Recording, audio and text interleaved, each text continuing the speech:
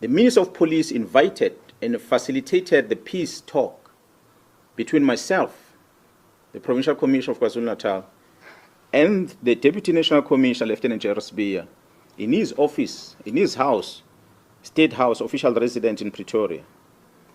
The purpose of the invitation was to try and create peace between myself and the Deputy National Commissioner. It was unprecedented. I've never seen in my life. The National Commissioner was present, but he just kept quiet because it was not his meeting. The Minister of Police felt that he must make me and General Sibiya to find peace. Surely, there can never be peace between a criminal and a police officer.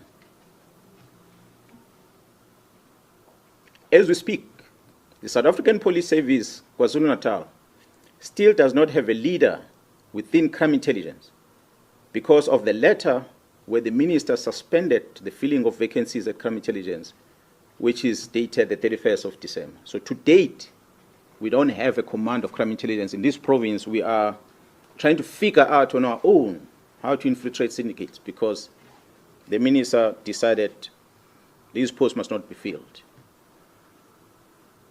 The crime intelligence at the national level has no commander as we speak. And we must thank the magistrate who made the ruling that went beyond what the charge sheet against the accused is about, which the members were charged on HR-related matters that dealt with filling of vacancies. The magistrate directed that these members must never enter any premises of crime intelligence in the country. So which means all the work of crime intelligence had to come to a halt.